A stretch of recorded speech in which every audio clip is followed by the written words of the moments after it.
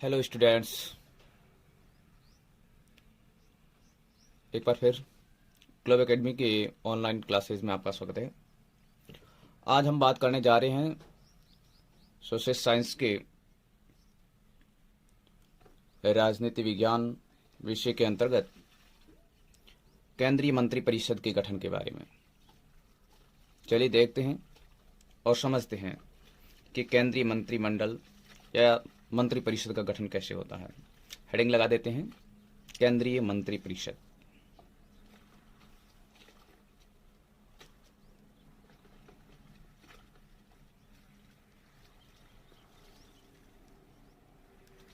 केंद्रीय मंत्रिपरिषद का गठन। केंद्रीय मंत्रिपरिषद के गठन के लिए कुछ चरण होते हैं जिससे होकर के गुजरना पड़ता है और उस प्रकार से एक मंत्रिपरिषद का गठन होता है। तो हम सबसे पहले बात करते हैं केंद्रीय मंत्रिपरिषद के गठन के अंदर सर्वप्रथम क्या होता है। तो इसके अंदर हम सबसे पहले बात करते हैं 1 नंबर पॉइंट के आधार पर। तो सबसे पहले केंद्रीय मंत्रिपरिषद का गठन करते समय सर्वप्रथम प्रधानमंत्री की नियुक्ति की जाती है। प्रधानमंत्री की नियुक्ति, ध्यान दीजिए, प्रधानमंत्री की नियुक्ति। इसके अंतर्गत समझने का प्रयास करते हैं कि प्रधानमंत्री की नियुक्ति कौन करता है। तो राष्ट्रपति प्रधानमंत्री को नियुक्त करते हैं। राष्ट्रपति किसे प्रधानमंत्री बनाते हैं? तो राष्ट्रपति लोकसभा के अंदर जो बहुमत दल का नेता होता है या बहुमत प्राप्त नहीं होता है, तो ऐसी स्थिति के अंदर दलीय गठबंधन होता है और गठबंधन के नेता को प्रधानमंत्री के पद पर नियुक्त किया जाता है। तो हम यहां पर कह सकते हैं कि प्रधानमंत्री की नियुक्ति बहुमत दल के नेता को राष्ट्रपति द्वारा क्या किया जाता है? बहुमत दल के नेता को राष्ट्रपति द्वारा प्रधानमंत्री नियुक्त किया जाता है। ठीक है। और इसके बाद में कभी कभी देश के अंदर ऐसी स्थिति बन जाती है कि लोकसभा के अंदर कोई भी दल हो या कोई दलीय गठबंधन हो और उसे स्पष्ट बहुमत प्राप्त नहीं हो, या बहुमत जिस दल ने प्राप्त कर लिया है और उसका कोई मजबूत नेता स्पष्ट नहीं हो, तो ऐसी स्थिति के अंदर कैसे प्रधानमंत्री को नियुक्त किया जाए? तो उस समय क्या करता है? राष्ट्रपति अपने स्वविवेक की शक्ति के आधार पर, अपने स्वविवेक के आधार पर ही क्या करता है? प्रधानमंत्री की नियुक्ति करता है। कब करता है? जब लोकसभा में किसी दल या किसी दल के गठबंधन को स्पष्ट बहुमत प्राप्त न हो या बहुमत प्राप्त दल का कोई भी स्पष्ट नेता नहीं हो, तो ऐसी स्थिति के अंदर राष्ट्रपति अपने विवेक से प्रधानमंत्री नियुक्त करता है। ठीक है। प्रधानमंत्री की नियुक्ति किसके द्वारा की जाती है? राष्ट्रपति के द्वारा। अच्छी तरीके से याद रख लें, 1 नंबर का क्वेश्चन पूछा जाता है कि प्रधानमंत्री की नियुक्ति कौन करता है? तो प्रधानमंत्री की नियुक्ति राष्ट्रपति के द्वारा की जाती है। राष्ट्रपति किसे? तो लोकसभा के अंदर बहुमत दल के नेता को राष्ट्रपति के द्वारा प्रधानमंत्री को नियुक्त किया जाता है। चलिए नेक्स्ट स्टेप, केंद्रीय मंत्रिपरिषद के गठन के अंदर दूसरा स्टेप क्या है? मंत्रियों का चयन।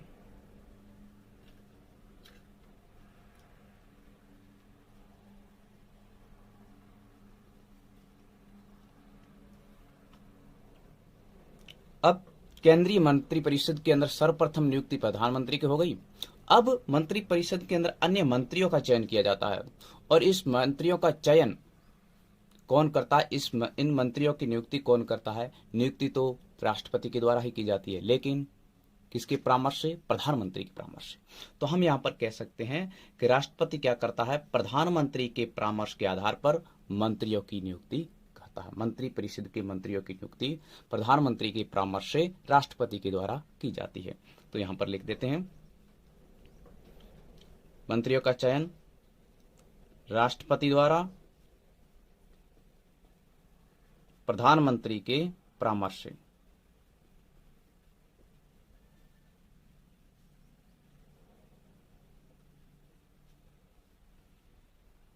ठीक है। राष्ट्रपति के द्वारा इसकी नियुक्ति की जाती है और लेकिन परामर्श किसका होता है? प्रधानमंत्री का होता है। अब नेक्स्ट तीसरा पॉइंट, मंत्रिपरिषद के सदस्यों की संख्या कितनी होगी? ठीक है, तो हम यहां पर बात करते हैं मंत्रिपरिषद के सदस्य संख्या। मंत्री परिषद की सदस्य संख्या, मंत्रिपरिषद के अंदर कितने सदस्य होंगे? हमारे देश के अंदर क्या हुआ, 91वां संविधान संशोधन हुआ 2003।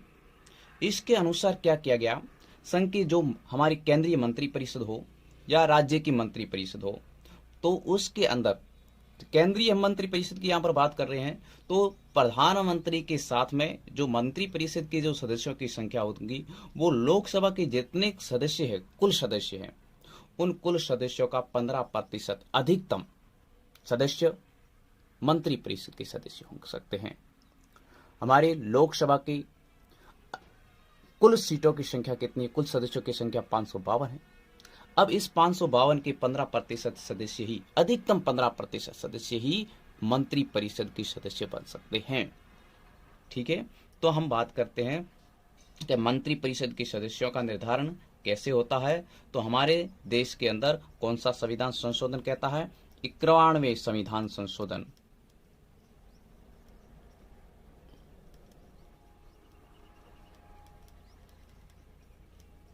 91वें संविधान संशोधन 2003 के अनुसार क्या होता है, प्रधानमंत्री सहित 3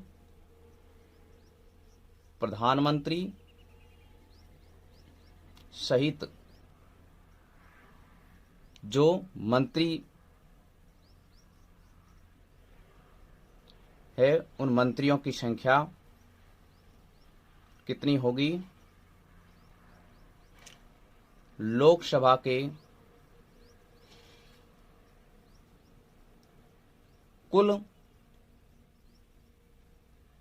सदस्यों का 15% मंत्रिपरिषद के सदस्य होंगे। ठीक है, 91वें संविधान संशोधन 2003 के अनुसार हमारी मंत्रिपरिषद के सदस्य प्रधानमंत्री सहित लोकसभा के कुल सदस्यों का 15% होंगे। आइए बात करते हैं नेक्स्ट स्टेप की, नेक्स्ट चरण की, मंत्रियों के अंदर कार्यों का विभाजन। मंत्रियों में कार्य विभाजन।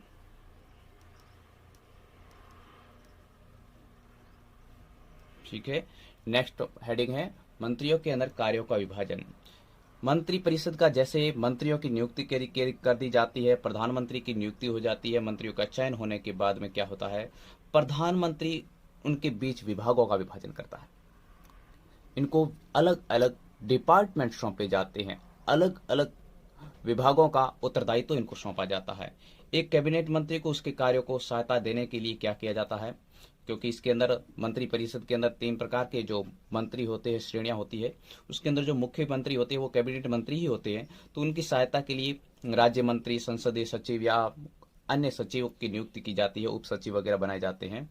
तो और इस प्रकार से मुख्य रूप से कैबिनेट मंत्री होते हैं और इनको मध्य कार्यों का बंटवारा कर दिया जाता है। उनकी सहायता के लिए भी अन्य मंत्रियों की नियुक्ति भी की जाती है। तो यहां पर जैसे ही प्रधानमंत्री क्या करता है, इनके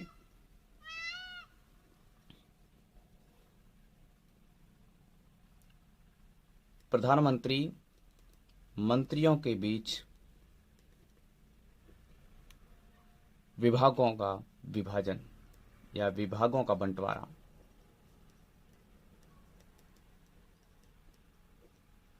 करता है। ठीक है,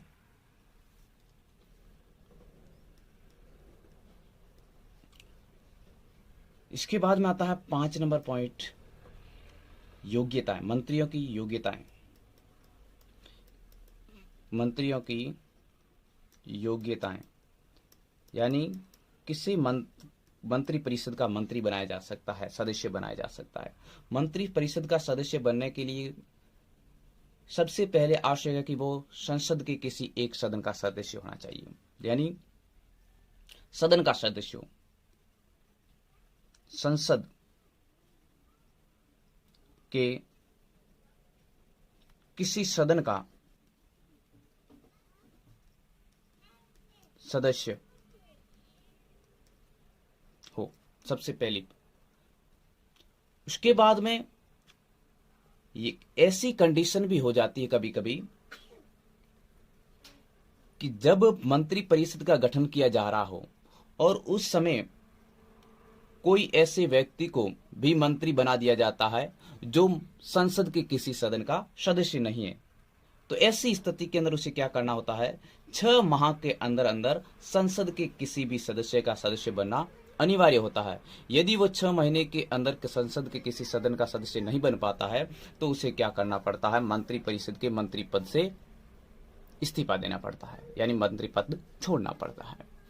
ठीक है, संसदीय मंत्री परिषद के अंदर मंत्रियों की योग्यताएं, सदन के किसी सदन का सदस्य होना चाहिए, और यदि कोई ऐसे व्यक्ति को मंत्री बना दिया जाता है जो उस समय संसद के किसी सदन का सदस्य नहीं है, तो उसे 6 माह के अंदर अंदर क्या करना पड़ता है, संसद के किसी सदन की सदस्यता प्राप्त करनी अनिवार्य होती है। यदि ऐसा नहीं कर पाता है तो उसको अपना पद छोड़ना पड़ता है।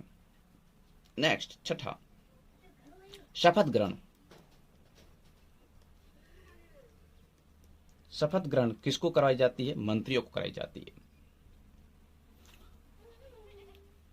जैसे ही पद ग्रहण करते हैं तो पद ग्रहण करने से पहले प्रधानमंत्री सहित पर जितने भी मंत्री परिषद के सदस्य होते हैं, प्रधानमंत्री सहित जितने भी मंत्रियों को मंत्री पद सौंपा जाता है, उससे पहले क्या किया जाता है, राष्ट्रपति के सामने पद और गोपनीयता की शपथ लेनी पड़ती है। पद और गोपनीयता, पद और गोपनीयता की शपथ लेनी पड़ती है। किसके समक्ष, राष्ट्रपति के समक्ष।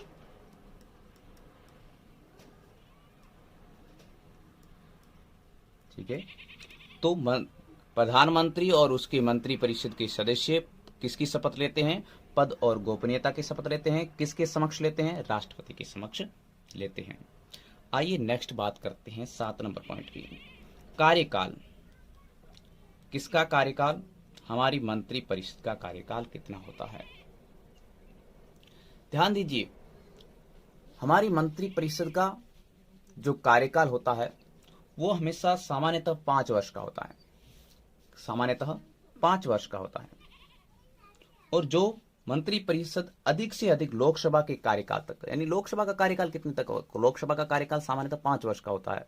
लेकिन हमने इससे पहले बात की थी लोकसभा के गठन के बारे में, तो उसके अंदर यह भी बात हुई थी कि लोकसभा एक अस्थायी सदन है जो समय से पूर्व भी भंग हो सकता है।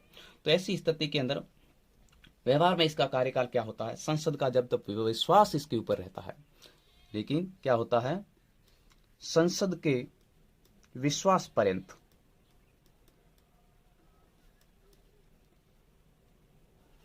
संसद का जब तक विश्वास मंत्री परिषद पर रहता है तब तक ही मंत्री परिषद अपने अस्तित्व में रहती है, अन्यथा संसद का विश्वास हटते ही मंत्री परिषद भंग हो जाती है। इसके बाद में 8वां पॉइंट, वेतन भत्ते।